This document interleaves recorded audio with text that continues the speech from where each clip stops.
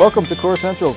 My name is Mike Sylvester, founder of Core Essentials, a stability-based strength training program that fuses together the many disciplines of fitness, including yoga, Pilates, physical therapy, and traditional strength training.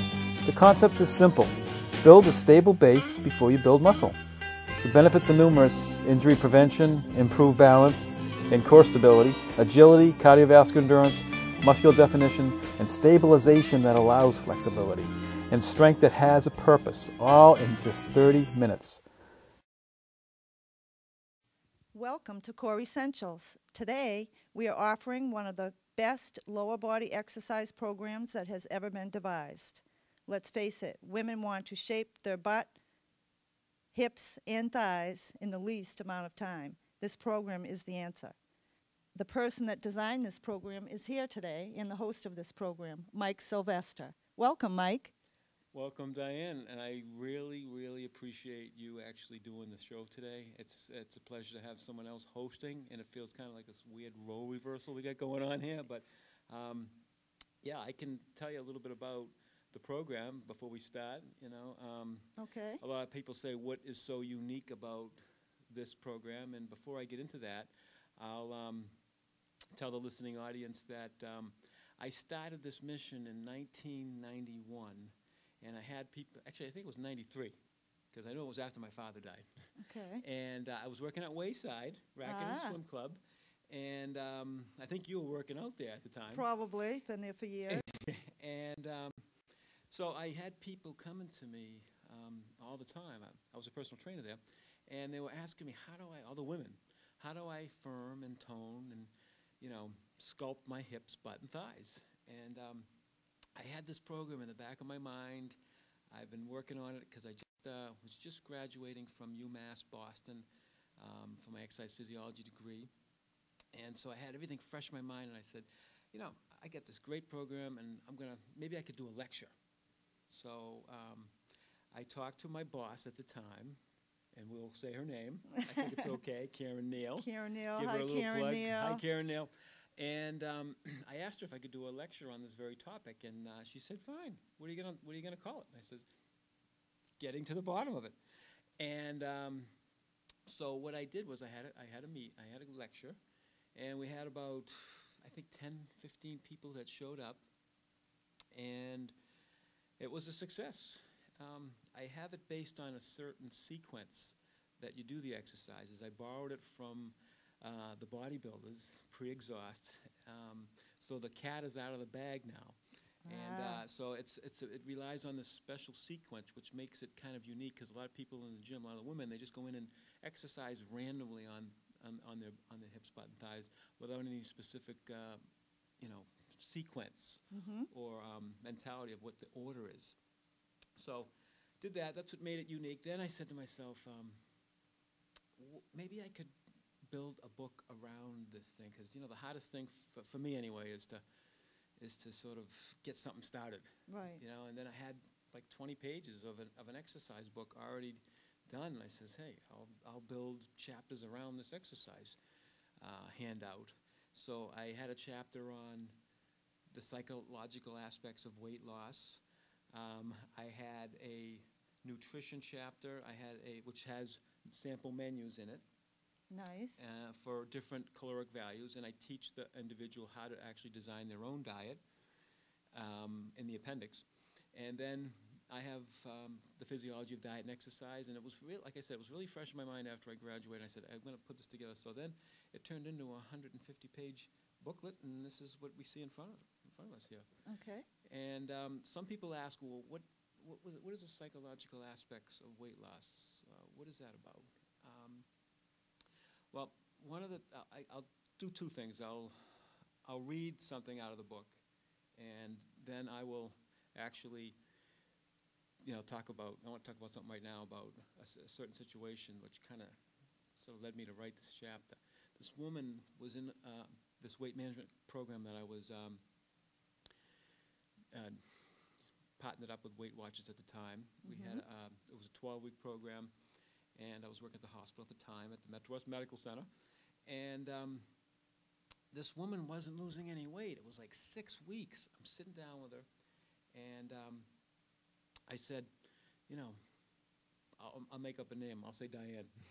I'll say, Diane, what happened? Why aren't you losing any weight? We had a, heart-to-heart talk.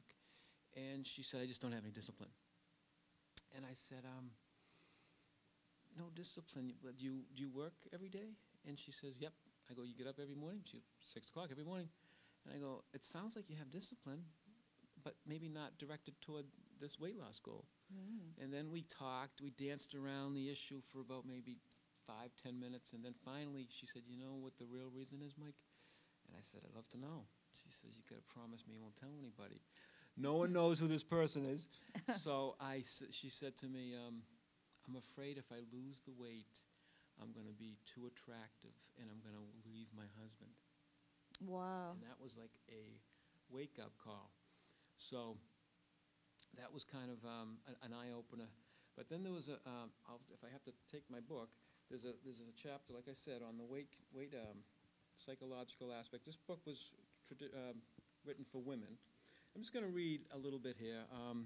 One part in the book, it says, thinness doesn't mean power or happiness. The quest for a better body should not be motivated by the false hope that thinness equals happiness. Although the female icon that dominates Western culture is an external one and reflects society's definition of femininity, it is not the answer to happiness. This distorted icon can be seen on the cover of every fashion magazine and in virtually every clothing store window, promoting the myth that all women should be size 5. This ideal promoted by our culture is vastly different from what the female physiology is capable of, short of being neurotic. As Kelly Brunell, professor of psychology at Yale University, points out, this is where culture, I love this is where culture collides with physiology. He continues to explain that this distorted image has many women striving to achieve a body weight and body shape that may be physiologically impossible. With this in mind, it is essential that women, indeed all people, establish goals that are physiologically within their genetic capacity. I have C, Appendix F. And then if the reader goes to Appendix F, I'm going to read one part of it here. I got a whole series of setting realistic goals, but one of them is, and this really, I think hits the mark. At what weight do you believe you can live with the required changes in eating and/or exercise? I think that's great. It hits the nail right on the head. I'll read one more thing. I did a lot of reading on women at the time I wrote this book, and one woman named Kim Chernin wrote a book called The Obsession, Reflections on the Tyranny of Slenderness. And she says this: when all other personal motives for losing weight are stripped away, the desire to be popular, to be loved, to be successful, to be accepted, to be in control, to be admired, to admire oneself, what unites the woman who seek to reduce their weight is the fact that they look for an answer to their life's problems in the control of their bodies and appetites. I just thought that was great stuff. I have a lot of other things in there. I met a woman that was battling with her weight all her life, and she helped me write some parts of it, so it's not just written from a man's right. perspective. I've had a lot of clients that have actually helped me, women, that helped me kind of put it together, because I am not a woman, obviously. Right, obviously. So I actually made the DVD years later.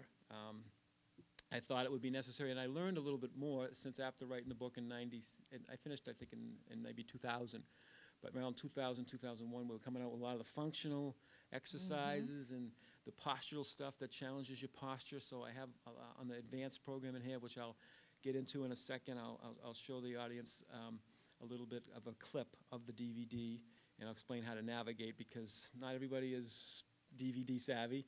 This can be played in a DVD player or in a computer if you have a DVD, portion in your computer. So the book sounds great. Yeah, I think the book's good, and we're going to just cut to a clip here now of the DVD so I can teach people how to navigate. Okay, we're on the tape now. You'll see how it just looks like I'm going through the show, but it's actually the actual play and scenes home screen. And if you see on the bottom, you'll see play and scenes. I'm toggling it with my DVD menu, remote control, I should say. I hit scenes, and it turns blue, and now we get to see all the different scenes that are in. If you want to watch me talk about the program and pre-exhaust and the basics of the program, you can watch me. We're going to go to this mini band thing here on the left-hand corner. And as you can see, I'm showing this model, Juliana. She's great. She's doing a fallout with bridging with different, I'm showing different types of band strengths, so you don't need a lot of weight or a lot of stuff to do this, or a lot of equipment. I'm back to the home screen. I'm hitting play and scenes on the bottom. You can barely see that. That's why I'm showing it to you. We're back to the scenes again. I'm going to go to the advanced programs. That's why I'm going to the arrows on the bottom. Then it turns blue. And now I'm going to come to, let's see, which one do we want to show? Let's show this Pilates ring here. All right, now this is Colleen. She works out at, Colleen works out at Gold's in Marlboro. She's very fit and strong. This is the advanced version of the program. And as you can see, she's doing a bridge, and I'm asking her where she feels it, and she says she feels it in her inner thighs with that Pilates ring and her butt. We're back to the home screen again. And again, I'm just hitting the scenes again. I'm going to go down to the arrows to the next screen. We're going again to the advanced programs, which is on the second set here. We're going to go, let's see, let's navigate around here. Just so you see, when it turns yellow, that means that's the one you hit, and then you just hit it, and then it'll turn blue. But we're going to hit the bottom left. This one here, oh man, this is a bridge with, have you ever done this, Diane? Yes, I have, with a body bar. With a body bar, okay. Instead of the, yeah. So she's on the stability ball, as you can see. The cameraman did a good job on that, and she's doing a ball bridge. And we're back to the scenes again, and that's basically how to navigate on the DVD.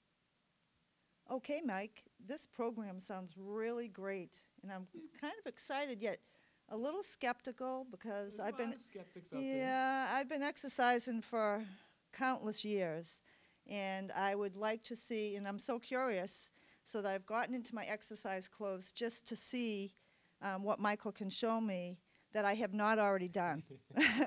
So I'm really curious about this. So I'm ready and looking to see what you have to show me. Yeah, what I'll do is I'll show you two exercises that I didn't actually show in the video clip. I'll show you the what we call the bridge, but with one leg since you're advanced. Okay. And this I'm sure people have seen, but the sequence, again, the sequence is key.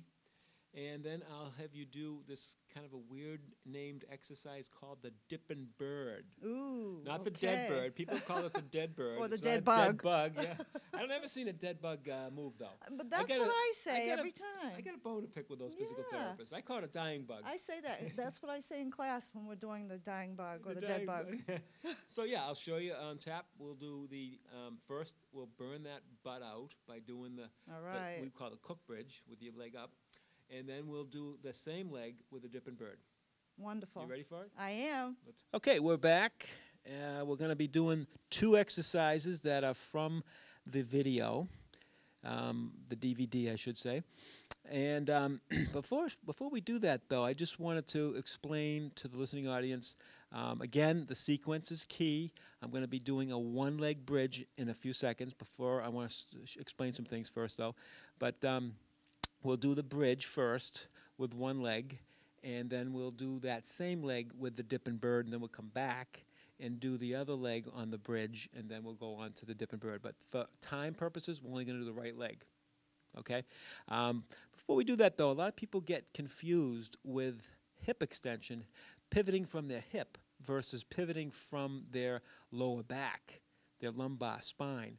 So what we try to do is, the first thing I want to explain is just know how to position your spine to lock it in place, okay?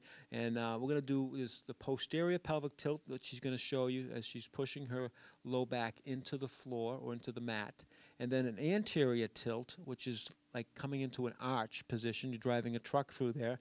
And then going into the mid-range, the tightness. And she keeps her belly tight. She doesn't necessarily draw it in, but she just keeps it braced. Okay, that's going to give her the most stability. All right, now adding that, with that, I'm going to bring this knee up because we're going to do the right leg. So bringing this leg up. Now, by bringing this leg up, it accomplishes one thing here.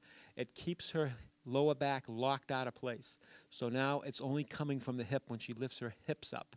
And we want to make sure, this is an advanced thing. I wouldn't recommend doing this with a beginner person that have both legs down, lifting the hips up. Let's just show a beginner thing. You'd have your hips locked and just lift your hips up. That's the beginner one. But Diane is very advanced. So we're going to have her do the one leg. This, again, keeps the lumbar spine locked out of place, so all she's pivoting now is at her hip. So let's just lift up, come right up, good, hold it, come down slow, and she touches the mat. She does it again. We're going to do 10 reps of these, and then we're going to get fancy. If, by any chance, the user or the person exercising gets a cramp in the hamstring here, okay, they can simply lift their toes up, and that 85% of the time actually gets rid of the cramp. But it doesn't look like she's getting any cramping right now. She's okay. So she's breathing out as she comes up. She's breathing in when she comes down. Her abs are locked.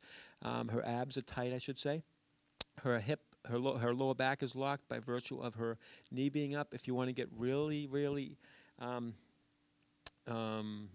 if I can use that word, you could put a tennis ball here, and you don't want to lose the tennis ball. You'd be squeezing it with your upper thigh. That way you make sure that your hip is locked. Now, we did about enough of those. Now, come up, and now we'll say that was 10. And now pulse. Come down.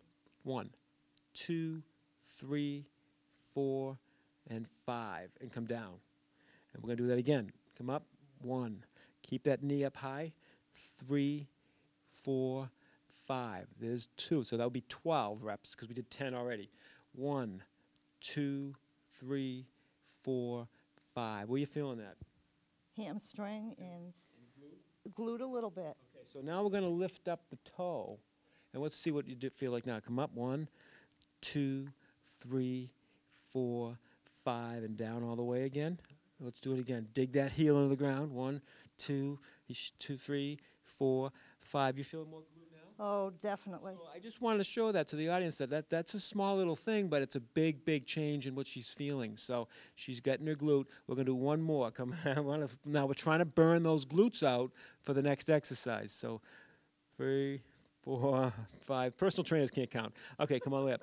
Now we're going to go. They really can't. That's true. And so that's that. So we're going to go now into the Dippin Bird.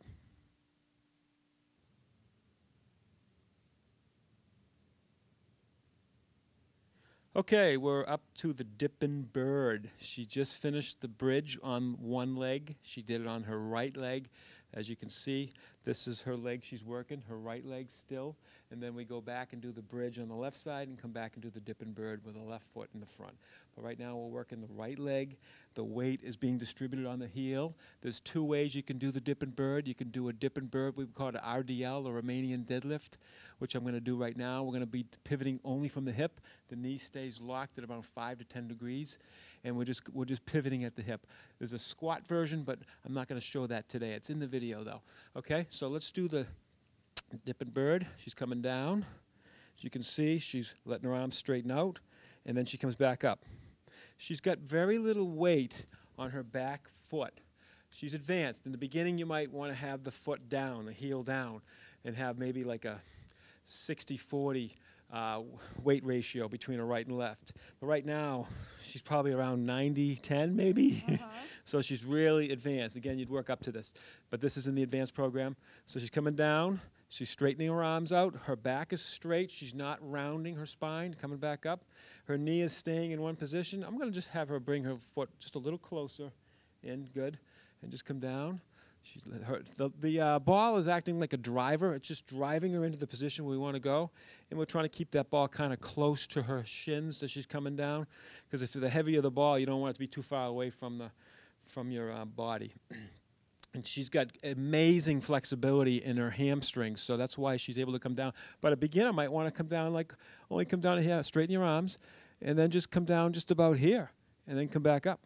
And do that until you feel more comfortable. But what I like about this is it's stretching her hamstring, and it's at the same time strengthening her hamstring and her glutes. Do you feel your right glute? Absolutely. As long as I'm pressing my heel into the floor. I love it. That's what the key is here. A lot of times people will go with their toe and the heel will come off, and that takes the stress off the glute and more on the knee. You don't feel it in the quad or the knee at all? No. Beautiful. So this is, I gave this exercise to someone, or actually I got it from a physical therapist that actually worked with a person that had a partial knee. She was doing it after maybe 2 months or 3 months. She was actually doing this exercise after a partial knee replacement, which is, major surgery. That's impressive. Yeah. So let's do a few more on that, and then we'll wrap this show up, man.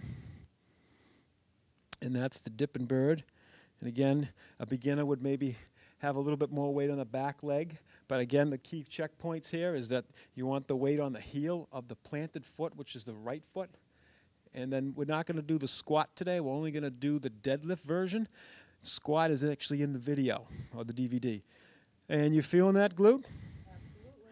And that's it. So she's actually stretching her hamstring at the same time. So it's a great exercise for flexibility as well as strength. So any closing comments on anything today? Well, I have to say, I really do feel that in the glute. You do it's feel a it? tough position to get. Did I give So you I'm anything new? excited. Yeah. I'm going to be using this on people that I train. That's so great. this is exciting, very exciting. So Diane, did you really feel that, or what? Well, you just really busted did. my chops. No, it was with the right form. Yeah. They were great exercises for the hips and thighs. You felt and it? Butt. Absolutely. Definitely felt it. And it's very exciting because when I do train people, lots of people have knee injuries. Yeah. And they need to strengthen that knee, and that is a great way to strengthen the knee. Yeah, and that's one thing I wanted to say, actually. I'm glad you reminded Stabilization me. Yeah. of the joints. One thing that is a sort of an offshoot, when I didn't even realize it when I wrote the book, is that strong glutes actually are very good for knee prevention, knee pain prevention. Mm-hmm. A lot of people have knee problems. Think of the glutes as a steering wheel, and your knees as the tires. If your glutes are not working or they're not strong, the tires wear out. It's like having poor alignment. Mm-hmm. So if you got strong glutes, it actually can help prevent, in many cases, knee issues in the future, especially degenerative changes, because the forces are abnormal when you don't have good, strong glutes, or if your foot rolls in too much. Mm-hmm. And the one-leg postures that are on this video can help promote strength in the foot and stability, like you say. Got to have stability, man, Absolutely. in your life, emotionally and physically. Yes. And so which one did you like better, the Dippin Bird, or as far as the butt you felt? Dippin Bird, or did you feel it more on the bridge? I definitely felt it on both, I have You to did. say. I did. You did. But the Dippin Bird, as That long kinda- as the heel is Yeah, the down. heel. That's what I find out most of the time. I'm glad Women you- are going to love this because it'll not only get their knee, and a lot of them do have the injuries, but they also do want to target the glutes, hips, and thighs. Yeah, so if you don't want to work, if you have a knee patient or a person that has a knee problem, you can work around it by doing some pivoting around the hip. And I didn't have this information before, so it's so exciting. Oh, man, I love it. I'm glad I touched something. Yes. So, okay, there you have it. Some extra footage here. And of course, you would always want to warm up before doing any exercises, That's a great point. right? Yep, and see. 5 to 10 minutes, Yep, I would, do some type dynamic of warm-ups. what kind of dynamic warm-up does Diane do? I'm going to say that 5 times. I do knee to hip and then external rotation of the hip Maybe we across the room. We should do some exercises for next time. Okay. We'll bring you on the show again. Lunges with a twist. Oh, and, and those Inchworms. tube walks. Oh, tube walks, Oh, monster ma- walks. oh, yeah. Lots of good stuff. That's on the website too. If you go to exercises, you'll see the tube walking on the very bottom of my page, and some movement prep stuff there too on the exercise page of coreessentials.biz. And that wraps it up, man. Great. Thanks for coming on the show. Thank you. It You're was awesome. Fun once again. I love you. Love you too. Okay. Bye-bye.